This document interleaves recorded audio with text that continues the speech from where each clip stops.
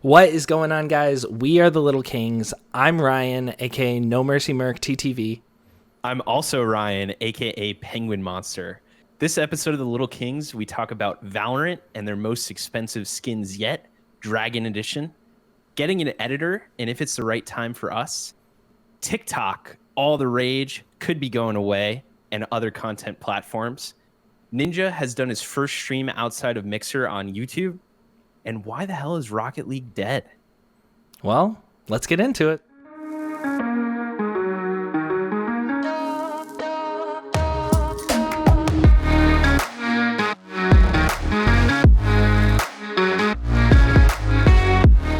What's going on, buddy?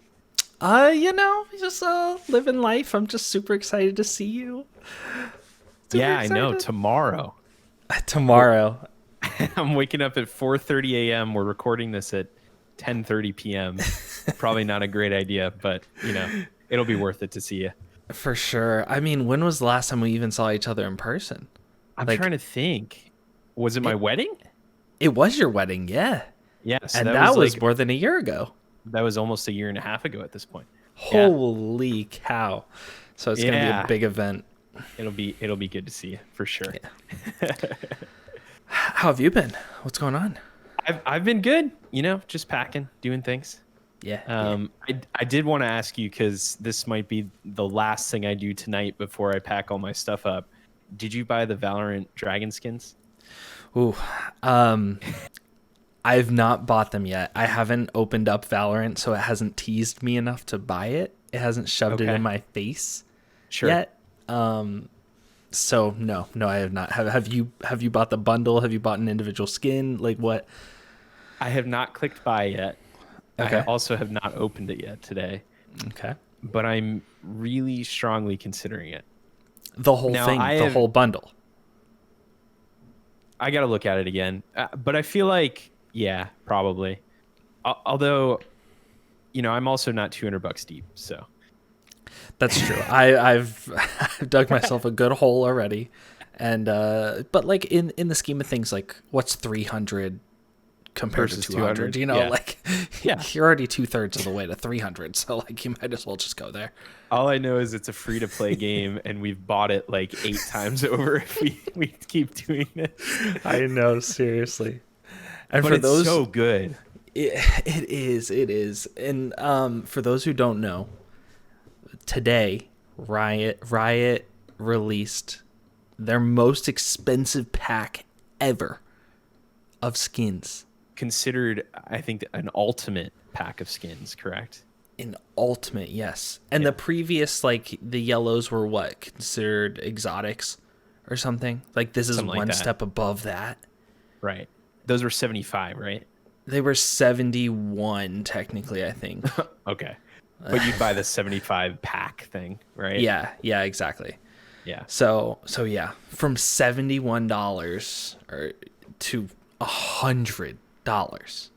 $100. I think all of that is insane. Realistically, I feel like it should be maybe 5 or 10 per gun and then 25 for a pack. But hey, people are buying them. I think they know what they're doing. They're making hella money off of it. So I would love to see the numbers on like how many of these things do they actually sell.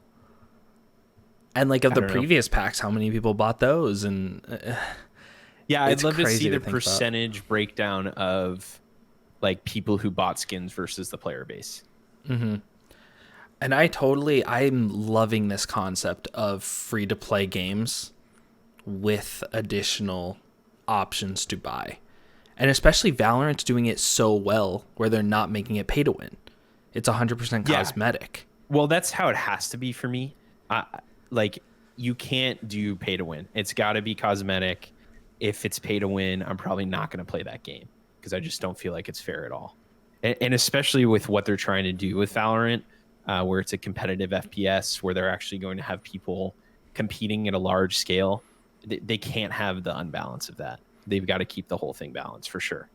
Totally. And I get agree. that, like, if they had a competitive esports scene, they could make sure that those actual events were balanced completely and they could have the rest of the game be unbalanced. But I just like that the game me and you play is this exact same that like 100 Thieves and like all the big teams are going to be playing. Totally. Yeah. And I really like that Riot. I keep saying Ryan. It's like we're the stars of the show. We should always be talked about. Riot has really held like a higher standard for the integrity of the game. So like they're looking at things that other companies haven't looked at FPS games, like the actual effect of input lag. They don't want to make it too extreme, or they need to make it like they're trying to make it a level playing field for everyone, regardless of ping, like peaker's advantage. They're trying to minimize that as much as possible. It's so refreshing. It's so refreshing. Yeah, to be fair, I feel like CS:GO did have quite a bit of focus on balance with things like that, though. Did they? I feel like maybe I'm just more apparent to it because I feel like Riot has taken a really transparent view on gaming comparative to other developers that I've played their games as. Like I've never been this interested to read patch notes before. Never. That's true. Their patch notes are incredible. I love that they explain why they're doing things. Yeah, and it's not they go in depth and tell you exactly what has changed, but they don't make it so technical that just the average layperson can't understand what they changed as well. Yep. They definitely have good technical writers who can kind of translate, here's what was done technically, and here's how it's going to affect the game, so that you as just a relative gamer know what we're talking about. Mm-hmm. Totally. Yeah, I've been loving Valorant. I just wish we were better at it, but we'll get there. So too. We'll get there. We've never played anything like this before. We don't have that CS:GO background, so yeah. I was telling you how looking back at some of the clips, I've just like been trying to do some edits and stuff. If it was only pistol rounds, I think I would be like a plat or a mortal player because it seems like all my highlights come from the ghost. Like I was looking at it, I was like, man, if this was the whole game, I'd actually be a decent player. It's too bad that that's only two rounds per side. That's a bold claim you're making there, but I like it. Well, it's like even when I have to do a save round and I've got the ghost, it seems like I'll get 2 or 3 headshots, and that'll be better than any time I've had the Phantom or Vandal.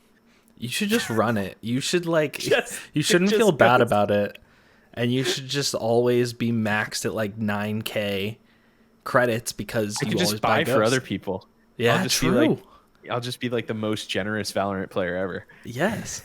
Do it. I love it. I'll play with you any day of the week if you're buying me Phantoms every round. For sure. So what are you thinking, by the way, now? What's your current thoughts on Phantom versus Vandal? And this is super in-depth and kind of niche for Valorant players, but I feel like that's what we've been doing lately, so we should talk about it. Yeah, and I won't go too deep into it because like I honestly don't have a discrete answer because it changes day to day. Like literally I can log on, I'll buy the Phantom 5 times in a row and just it not be hitting that day. And I switch to the Vandal and like the recoil's different, the spray's different, but some days they just feel different. Yeah, I would say I almost always start with buying the Phantom. And then there will be some times where I'll just pick up a Vandal. Like it'll be somebody else's in that game. And if I get a headshot, I'm like, oh, well, I got to rock the Vandal, obviously. The shots are falling. But I would say I usually pick Phantom for whatever reason. I would say I typically do that too. And yeah, I'm totally about riding the wave. Like if one's feeling it, I'm not going to stray from it for the rest of the night probably. For sure. Unless like we have a large swing and it's like, all right, I haven't gotten a kill in 11 rounds with the Vandal. I guess Phantom's back in it. Yeah, that's fair. You got to be able to adjust on the fly. Right. For sure, for sure. So Yeah. going back to, so you're doing some edits, all right? Right. I wanted to get your input on what Uh-huh. you think about actually hiring an editor. Do you think early on you should do all your own edits? Early on in a streaming career, doing your own streaming highlights? Like, how early is too early to hire someone else to do the dirty work of scrubbing your VOD and highlighting it? Yeah. So I don't feel I don't want to like make it seem like I'm copping out of this, but I guess I'll give the disclaimer that I don't really care what other people do, Okay. right? Like I'm not one of those people who is going to be like, no, it has to be this way. But I would say for me personally, um, I don't think, since we're not, although we are at different levels now, right? Like you've got some subs, you are bringing in some money. Um, so, but me, who I'm not really bringing in any money right now. I don't feel like it's worth hiring an editor at this point, even though that may take me further and like amass more of a following. At this point, I don't think it's worth that extra cost. Like I feel like I'm still liking it. Yes, it does take a lot of time. I mean, it would have been nice for this vacation I have coming up. I'm gonna have like no content coming out because of that. Right. But I definitely see the advantage of it too, because at the same time, I'm not that great at it, right? Like I can just make very basic edits. Um, and if somebody can really make it look cool and also is going to be taking the time to go through all the VODs, and I can focus my efforts elsewhere to where maybe I'm better and there's more of an output, I can see that being working really well too. For me, it's more, what's the cost? Right. Right. Cost versus benefit versus Yeah. cost Yeah, versus exactly. reward or whatever. Yeah. Okay. Interesting take. What are your I thoughts? like it. I mean, so I think everybody should go through the struggle at the beginning of understanding what it takes to produce the content before just handing it off to someone else, because like it's not fun to rewatch a 4-hour VOD and like, It's a lot of work. yeah, like Yeah. it takes, so you have a 4-hour VOD, so it's going to take at least 4 hours to rewatch it once, and you're talking about And that's not even editing. pauses. Yeah, you're talking Yeah. about pauses to edit, cut, clip, whatever you're doing. So you're talking like 4-hour VOD turns into 6 hours for a 10-minute video. If that. Like, yeah. And so like the reason I got into streaming was because it was instant content. It was like, boom, you put your 3 hours in and you're done. So like Right. the draw to edit my VODs is just not there for me. So like I kind of just want to pawn it off to someone else. Not that I have struggled through the editing process before. Right. So like I Yeah. understand. No, I like that take though, where it's at least do some of it in the beginning. And you also have a background where you've made other types of edited content outside of the gaming content. So you definitely have a background with editing. Because I think that's important if you're going to find someone who edits, to understand what they're going through. Because if if you send them a VOD and it takes them a couple days to get back to you and it's X price, you'll kind of get why that is, versus, oh, this should be easy. It's just like scrubbing through some things and doing some chops and then you're done. Totally. So Like, I think that is important. Yeah, I Okay. think someone who hasn't struggled through it can't really justify any of the cost of it, because like all they see is the final product and they have no idea what went into it unless they do it at least a couple times and feel it out. And it's nice to get your own style in it too. So like if you give Right. an editor 5 of your previous videos, they can maybe feel you out, what kind of vibe you're feeling, the music you want in the background, stuff like that, so that you're Yeah. kind of, it's still your style but done by someone else instead That's of just true. completely adopting the editor's style. Yeah, it's important to still have your kind of artistic voice behind it, since you are the content creator, rather than just kind of a generic edit that they come in and do. Um, like I know for like me personally, I'm not a pro gamer, right? I'm not focusing on the best gaming moments. I'm going more for what was entertaining in that VOD.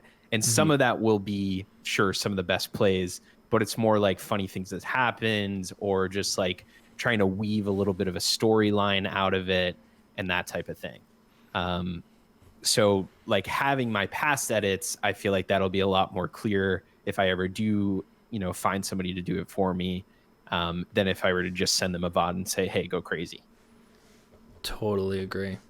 Because like the thing about us is like to whip up one of those like crazy montage videos of all gameplay, that would take a month for us to get enough like crazy shots and kills for that to happen. If that, yeah, I could spend the rest of my life trying to make a 10-minute montage video for real. of gameplay. You could, Jeez. for Valorant, you could either watch one Hiko stream, or you could take our streams for the next year and a half, and the one Hiko stream or Shroud stream would be the one you pick. Just, their editors must just have it like easy, like Yeah. made. Have you looked into like actual cost of what that would be? So I've looked into 'Cause- it in a way that like if you don't know anybody who's interested in doing it, it's like I've looked at Fiverr is one of the many websites that offer like freelance work. Right. And it was roughly like you can send them, I think it was like 3 hours worth of raw footage for a 10-minute video, and it was like $100. Oh, Yeah, that's pretty steep. that is pretty steep. Like, and again, I can appreciate why it costs that much, but I'm just thinking in terms of like, I'm not saying, oh, I would not want to pay that for the edit. It's more, oh, I want to be making videos pretty regularly. I'm not raking in any money right now. So holy shit, that's just a lot coming out of my pocket without, any kind of financial return at this point. Totally. Yeah. So that's a little out of reach, but for instance, I have been talking to one person, which you happen to know him, Tharpe. Right. Tharpe DM. So one of my viewers made this random, I didn't ask him to do this at all. He made a random highlight video, 6 minutes, sent it to me, was and was awesome. like, hey, what do you think of this? It was like a rough draft. I'm like, dude, you downloaded 5 of my VODs, combed through all of them, and made this awesome video synced to music. Like, how can I make you do this more often? Yeah, that's incredible. And so we're working on some stuff behind the scenes to produce something, have a fair cost kind of thing. That's So, cool. Yeah. Yeah. Yeah. I saw that edit, and it was really awesome. Is yeah. that going to go up anywhere, you think? Probably. I mean, I have to ask him if the music is copyright free and stuff like that, and if it's okay with him, because he was just messing around. So I don't know if it's Right. up to his standards or whatnot, but yeah. Very cool. Very cool. Yeah. Yeah. It'll be interesting to see where we end up going with that over the next, few months or years. Yeah, because like, how important do you think branching out to platforms is? Like, I know we've talked about different streaming platforms on our last podcast, but like in Right. terms of simultaneous platform use, so YouTube I think and it's- stuff like that. Yeah. I think it's really important for growth. Because I think you can grow on any single one of these platforms. But I think so it takes work for sure, but some of it is just luck as well. And I feel like the more you've kind of put out your lines, the more chance you're gonna catch something lucky, right? Like if you've got different YouTube videos out and one video just happens to hit, like it gets onto the or not even to get on the trending page, but for some reason, like the tags you put in there or the first few seconds of it are so funny or whatever, it just blows up, then all your other content is going to rise as well. Or if you send out a tweet and it's just like a tweet reply and it's the dumbest thing in the world, but for some reason it's hilarious, it gets posted on Reddit, then everything else blows up too. So I feel like it is important to have just as many kind of feelers out there, but it's also important to make sure you're being genuine in posting that stuff. Like I personally downloaded TikTok. Oh no. So my wife, who Ryan knows very well too, she has had TikTok for many, many months. And I just thought it was like the dumbest app in the world. Like she would be scrolling through these videos and I'd hear these sounds over and over again. I'm like, what the hell are you doing? This makes no sense. She would try to show me some and like do the dances and stuff. And then like a month ago, I was like, well, I know there are some streamers that have been posting to TikTok. Let me just download it and see what it's about. So I made like one that was just like my kind of edited gaming content put together, and I threw that up on there. And I was like, this is clearly not the way to go on TikTok, because it's not something that other people are looking for. Like you need to make content that's specific to that platform. And so, but now, Ryan, I don't know what to tell you, man. That algorithm is so good because I spend more time on TikTok now than I think I do on Reddit. Oh my gosh. Which is saying something. Because I was a big Reddit user before. I don't do really any other kinds of social media. I've been doing Twitter a little bit, but like I have no Facebook. I'm not huge into Instagram. I don't know what it is. I spent maybe a couple of days where I just went on there every once in a while and I started liking some things, and now I'm hooked. And now I know all the things that my wife knows as well. Like she'll make a reference to something, and she's like so mad because she was telling me for months like it's fun, you'd like it, and I was like, no, there's no way. But I've come over to the dark side. But now I feel like I kind of understand the platform a little bit more, and if I were to make one, I would know kind of what to gear it towards, and it would be more genuine versus just putting content on there because I know it's a popular platform type of thing. All right, maybe we can come back to TikTok in a couple minutes. We don't have to. I mean, we should. It's in the news right now. It's in the news. That's true. It might go away. Yeah, I know. We should come back to that. But yeah. I totally agree with you. And like my biggest issue with posting, like getting all those feelers out you were saying, is that like I am so keen on making quality number one.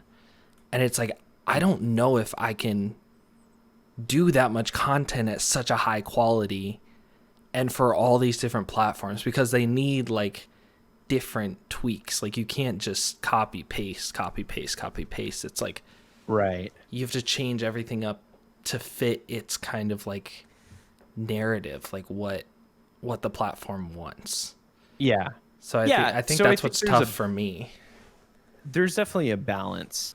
Like, yeah, I get that, and I totally agree with you. Like I said, I think you do have to post specific content for that platform.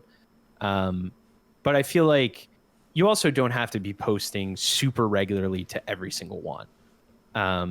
And there's a balance between quantity and quality as well. Like, I feel like I'm not quite at the same level as you in terms of always needing it to be the best quality ever, because I know if I do that, I will never put anything out. Like I could work on an edit for a year and it'll never be perfect. Eventually you just gotta say, fuck it, ship it, let's get it out there. So it, but I get that, because when people come and see it, you want them to see that you care about the quality and you want them to think it's high quality. But if you're not posting it out there, no one's going to see it anyways. So there's definitely some sort of balance you got to reach there. That's true. So bringing this thing full circle Yeah. is like, honestly, I could see the benefits of using an editor, because honestly, if I don't edit something, I don't know the minute little details that I would have done different. Like, you can see the True. final product and be like, honestly, that was great. And because you don't Yeah, know well- all the little things. Right. Well, and I think that can increase both quantity and quality. True. Yeah. Yeah, totally. The only thing is there's cost. Yeah, exactly. So that's like the three. It's like that there's some kind of graph there, right? Like, Yeah, that there's triangle. time, cost, quality, and quantity. Yeah. Totally. All right, so going to TikTok. How devastated are you going to be if it's gone forever? I'll probably be happier. good. I think I've gone way too far down the rabbit hole. So mean, do you it's know like- much about what's going on? I don't really. I know. So I know, it's based out of China, and they found that it's got a lot of spyware within it. But honestly, Google has a lot of spyware within it as well. It's just that that's a US based company, so we're okay with it. I mean, Riot's got the Vanguard system, which I think does a lot of stuff within your own internal files. I basically just know from an IT background, and I'm not like the most up to date on the news of it, but I just know everything's got you at this point. I feel like if you're going to use these things that are popular, you're going to be tracked. They're going to know things about you. It's kind of inevitable. But I get, like, with all the political things and stuff like that, that's probably why they're more against TikTok, is because it is based out of China. So all the data is going over there. Yeah, that's a good point.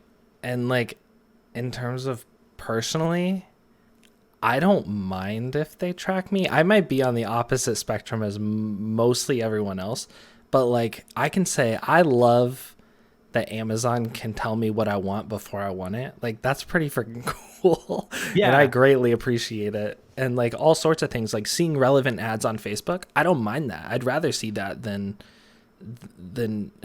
stuff that Right. isn't relevant. Yeah, well, there's definitely some benefit to it, and I think that's why, overall it's happening.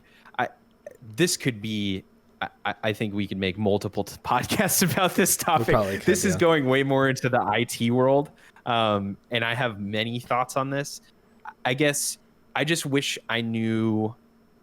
I could potentially be okay with the data being used in that way. I just wish I knew how it was being used.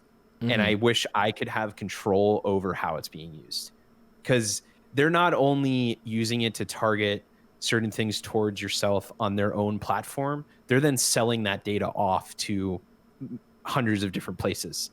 And also, they're making money off that. I feel like you should be able to make money off of your own personal data as well. Oh, true. True. Yeah. Gosh, dang it. You just changed my whole spectrum. They should not be allowed to do this. I want my money. Well, that was easy. All right, podcast done. So now it's blowing my mind that like Amazon literally is selling me a product. They're making money off the product being sold and then selling my data. I'm yeah. pissed. Oh, yeah. Wait, is that how their products are so cheap? Because Probably. they're Part of it funding it with this Well, data and then- selling stuff? And then you go even deeper. Almost every single website you use is backed by Amazon Web Services. So it's not only that when you buy stuff on their platform, it's when you go to another website that they're hosting, they make money off of that as well. God damn you, Jeff Bezos. That's why he's so freaking rich. Jesus. Yeah. So I don't know where you were going, but I was thinking of maybe changing a little bit of direction here. Ninja had his first stream since leaving Mixer. yes, huge. Okay. Yeah. Do you want to go that way, or are we still kind of on other things now? I was gonna bring up Ninja and him deleting TikTok anyways. So True. Yeah, that's a much better transition. Everybody forget like the past 30 seconds. So speaking of TikTok, Ninja deleted his. yeah. And so like that made headline news. Like in the streaming world, it's like, oh my Not only the gosh. streaming world. Yeah, Did you see Slasher had talked about how there's like actual media companies that have been publishing that as well, which is it's hilarious. so 'Cause, funny. like, yeah. It's And even Ninja himself in the tweets had said like, I don't really know why I'm taking a stand on TikTok versus other platforms because you're right that like everybody else has my data as well, but I yeah. just deleted it. It So was, so yeah. speaking of Ninja, Yeah. Yeah. he streamed on YouTube. He did. He finally came out of the darkness. So the strange thing with him was he was active on other social medias Right. during the whole Mixer blackout thing, whereas like Shroud still is completely silent. Hasn't Ghost. retweeted a single thing, hasn't tweeted a single thing, nothing. Right. But Ninja's move to YouTube is very, very interesting. And Well- specifically because, like we're bringing up Slasher again, but like he basically said that there's no exclusivity deal even in it. Right. Yeah. So I was going to say like his move to YouTube is not like an official signed deal. It's just him kind of testing the waters at this point. Those who are listening, Ryan put air quotes around YouTube. So like he's not streaming on YouTube. No, air quotes on moving to YouTube. Moving to, sorry. Yeah. Because it was on YouTube, no air quotes. Yes. So it's not like official, but it's like official. Right. Exactly. He had 187 peak users? Yeah, around there, yeah. 187,000. Yeah. But also very hard to know with just one stream. Yeah. Like yeah. there's I was thinking there's the going same to be thing. way more users the first stream or even the first few. Yeah, I agree. Because like even during the whole thing, I know you and I were talking about like the comparison between his first ever stream on Mixer and his first ever stream on YouTube. It's like he got twice as many peak viewers on YouTube than he did on Mixer. Right. And like I don't know how YouTube's algorithm did his first stream. Like if they maybe made an exception and sent out more push notifications to people who didn't hit the bell because the bell wasn't there yet or something. I don't know. I don't know how YouTube ended up doing it, but yeah. I don't know either, to be honest. I just saw on like Twitter, so I hopped over. I was underwhelmed by how many views he got. Actually, I thought it would have been much more on YouTube. I agree. I think it would have been much more on Twitch. Oh, absolutely. I think he would have been pushing probably not 1 million, but over 500,000 I think so too. pretty easily. Yeah. But I was just I was surprised at the low amount of views on YouTube. It's just... And again, some of that's on YouTube. We kind of went into this all last podcast, but I feel like the user base is there kind of. It's just that they're not pushing the streams at all. Mm-hmm. So yeah, it's too bad. Yeah. And like he even had he pulled in 3 of the largest streamers to play with him for those 90 minutes of his premiere on YouTube.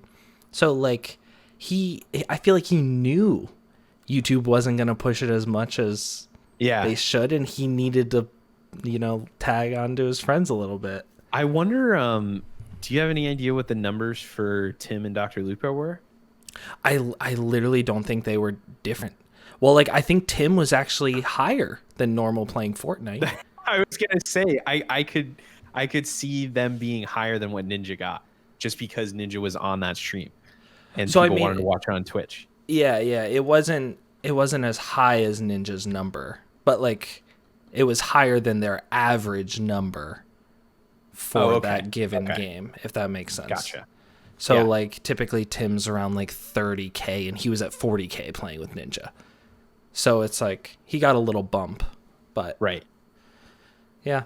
Yeah, and he was playing with Courage, who's YouTube. I don't know if he's the biggest YouTube streamer, but he's definitely like the biggest that I know of. Yeah. I think That's exclusive with YouTube. Yeah, I think he might have been the only one that went fully exclusive. I don't know that for sure, but I feel like that's the only one that I know of that made the move from Twitch for an exclusive deal with YouTube. Right. Yeah. Yeah, right. He was the first one. Like, I didn't even know that they signed exclusive deals, honestly, until I heard of Courage doing that. Yeah. And like all the exclusive deals were started by Mixer. Like if Mixer hadn't done their That's exclusive true. deals, That's true. this exclusive deals wouldn't exist.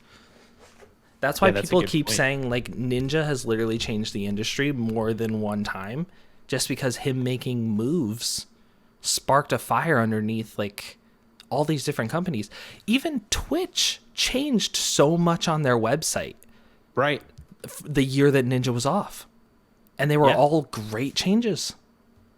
Right. Again, competition is very important. Yeah. Yeah, this is getting a little bit cyclical into our last podcast, I feel like. But Yeah, but yeah, we're obviously just very interested in seeing what happens with this. Yeah, But, totally. yeah. And so I also thought it was really interesting that Courage was not streaming while playing with Ninja.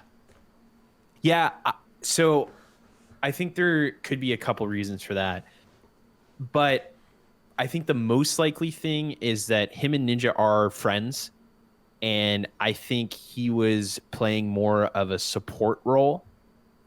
So he was there to, one, help with streaming on YouTube in general, and two, not pull viewers from Ninja while on the same platform. Totally. I agree. Yeah. Yeah. So I wonder what Ninja's viewer count would have been like if Courage was live. I don't know. It's just All good questions. Has he streamed again on YouTube?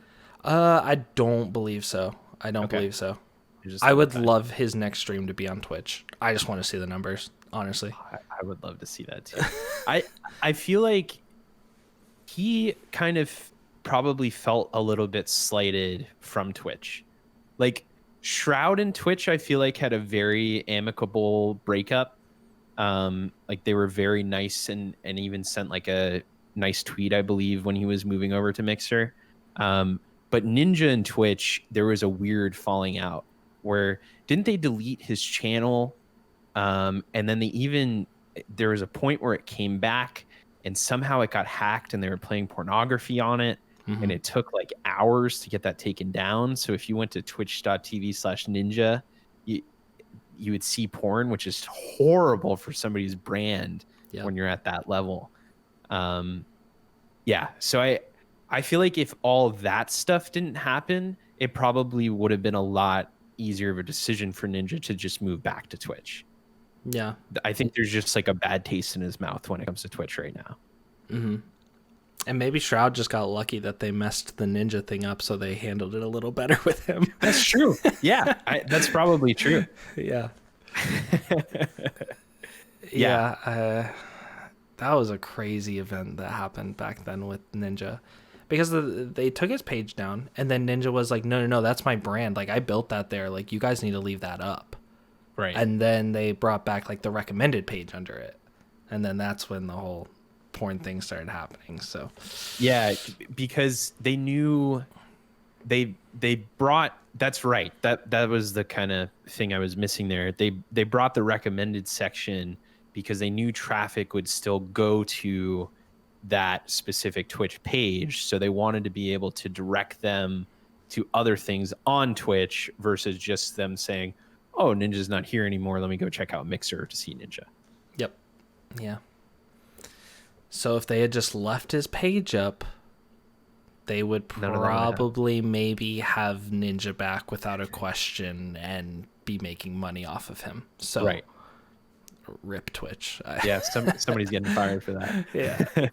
I hope they were a long time ago when it all went down the first time. True. That's very true. So what games have you been into lately besides Valorant? Oh boy. I tried that Hyperscape game out. It's now out of closed beta. Yeah, I wasn't feeling it. I played it a couple times. I probably have 2 hours combined in it. Maybe they'll make tweaks after beta and I'll retry it and stuff. Yeah. But dude, we tried Minecraft this week. We tried Minecraft and that was interesting too. People keep claiming that it gets better that the beginning is a struggle and monotonous and boring and whatnot. You definitely didn't give it a fair shot yet, I feel like. No, and it didn't help that I had started and then you joined and we had to start over. You had to start over. Yeah, so like true. I was like, I did the most monotonous part twice Right, within that's 3 true. hours. Yeah, that's true. that doesn't build it up very nice, but Yeah, because I remember I hated Valorant like the first couple days I played it because it was just so hard and I was so bad at it. So you do have to give games a shot sometimes. yeah, But- especially when it's something so different. Because like I'm not used to those graphics, I'm not used to the user interface. Like it's not your normal intuitive game for me right now. Yeah. So yeah, it's definitely hard to get into. But I always compare Minecraft to RuneScape. I don't know why. I don't really understand why, but It's like I think it's a age of the game kind of thing. Like they're both old. They're both very like grind intensive and take a long time to feel rewarding. Like I think they're more related than people think. okay. Like they have similar aspects. I don't them. know enough about RuneScape to have an opinion. That's fair. We can just leave it there then. We can just shelve that and maybe you should give it a shot. No. I just feel like it takes so long to ramp up. I don't know if I'll get into it. Oh, okay, so Minecraft. All right, what other games have you been into? I mean, honestly, that's mostly That's it. it. Yeah. I feel like you'll ever go back to Sea of Thieves. yeah, I think so. I don't know if like maybe there was a draw to play Sea of Thieves because it was Microsoft and we were streaming on Microsoft. I don't know if that was it, but Weird. I had no. There was no relation at all in my mind with that. yeah, I don't know. I feel like we need you and I, we need to go back to it and do it just us. Like we were getting carried way too much to like enjoy it. Like I feel like that's a slow grind, hard to learn game too, and we were just like boosted. Yeah, it was fun in the moment, but and I'm glad we met the people that we met for sure. Tharpe Diem, you mentioned earlier that's how we met him, was Sea of Thieves. Yeah, exactly. But yeah, I agree with you that it was fun in the short term, but in the long term, it may have hurt us because we were like, oh, well, we already saw like the hardest fort of the game and beat it with somebody else. You know, what do we do now? We're going to go do our little missions to find treasure. So, yeah. But I did really like it. I felt like it was more of a, especially on stream, like there was more of like a entertainment factor there. And like I said, I'm not very good at video games overall, so I felt like it was much easier to make entertainment content there versus just dying all the time in Valorant. But yeah, that's a good point. But at the same time, like unless you're doing something like super interesting, like Endgame, like I feel like it can get really boring, and just like yeah, it depends. If you don't get into a battle or you don't find a megalodon or whatnot, like it's pretty to watch. I don't know. Yeah. Maybe. Well, maybe we'll give it a shot another time. But definitely Valorant right now is the big thing. And then I feel like we've got to give just an honorable mention because even though we haven't been playing it lately, Rocket League will always be in our hearts. Yes, it will. And like, so I've been seeing news about like there are big Rocket League like content creators that are worried about Rocket League. Like I saw Lethamir tweet the other day and was like, Rocket League's dying and Psyonix needs to do something quick. Yeah, I feel like the beauty of Rocket League was that it was so simple. But that can also be its downfall because it's hard. I think it's very hard to make any kind of changes that don't just completely ruin the game. Mm-hmm. And so they have to keep the integrity of the game, but at the same time, that makes it get stale. Mm-hmm. So it's tough. Like, they've come out with different game modes and things like that, but that is not, to me, Rocket League. Like, those are clearly not what I'm going to watch or what I'm interested in terms of competitive and things like that. So I don't really know, and they're probably in the same boat. Like, what do they do? Yeah, I don't know. Does a game get to a point that it's like not even savable anymore?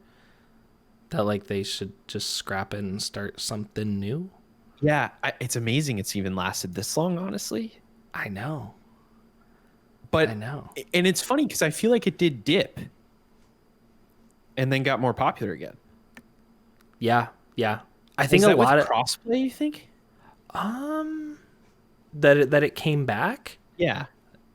It could be crossplay. Yeah, it could be. It could. Oh, it could have been crossplay or Epic buying it.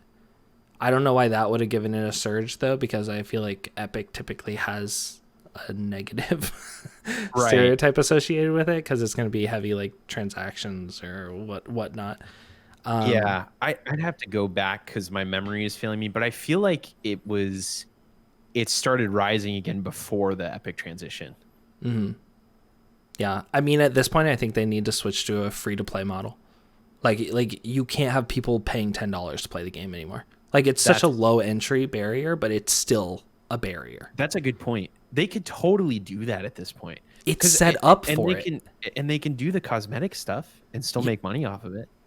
It's set up for it. I don't know why it isn't already. You need to send a strongly worded letter to Cynix. I should. They I want must to have cut thought though. about it, right?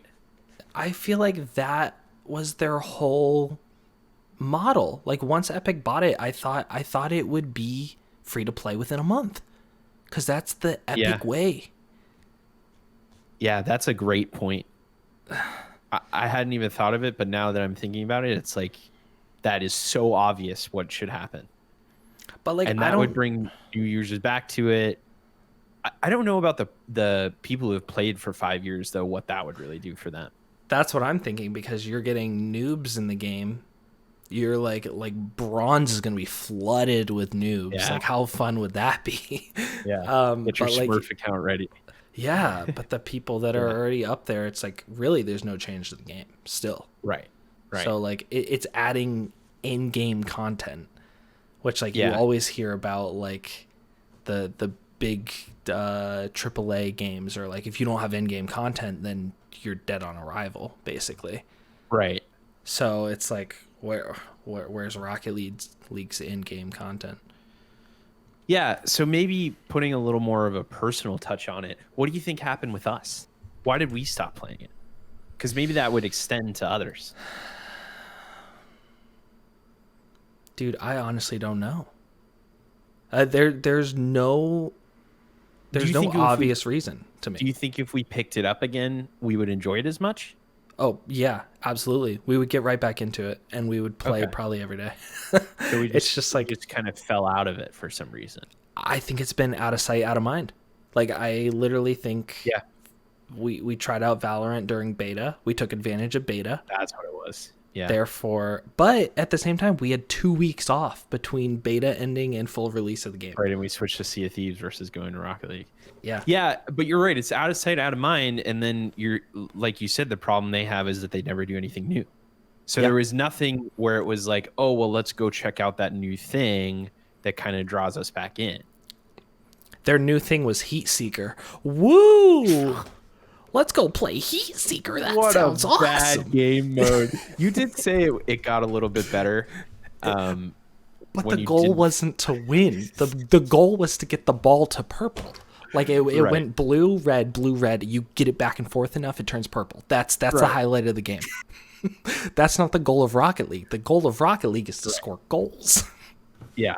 So it kind of... Yeah, I mean, there still never be quite anything like being down a goal with 5 seconds left and passing it across the field and your teammate hitting it in. No. Like that feeling, if we were to go back and play and we were to get one of those moments, I feel like we'd play for at least another month after that. Oh, yeah. Marty, we've got to go back. Exactly. But the main thing is, why would we go back in the first place to get that feeling? That's the problem. Dude, honestly, you talking about it right now, dude, let's end the podcast and let's go play Rocket League. All right. We probably will. We reached 50 minutes. We're out of here. We're going to play Rocket League. Yeah, I mean, I'm cool with wrapping it up there. I'm not going to go play Rocket League. I'm going to go to sleep so that I can go wake up at 4:30 in the morning so that I can come see you. But yeah, unless you had anything else, I think that's a good way to kind of round it out there. Yeah, I think that's it. I'm gonna keep Rocket League out of sight, out of mind. I guess I'm not going to play either. So we may never see it again. Honestly. No, we'll see it come again. back. I always, I do have it in the back of my mind still. Oh. I think it'll happen again at some point. All right. Okay. Fair. May not be for a while though. Only time will tell. Alrighty. Well, I think that'll about wrap it up. Thank you all so much for sticking with us. If you're still here, we will be back. Probably going to do an IRL podcast as our next podcast, which should be kind of fun. If you're an audio listener, it'll probably sound the same, maybe even slightly worse. So sorry about that. Yeah, leave them wanting more worse content. Yeah, exactly. But yeah, thank you so much for joining us. Ryan, you can go ahead and sign us off if you want to. I don't want to steal the show all the time. No, I mean, bye. Bye. See ya. Peace.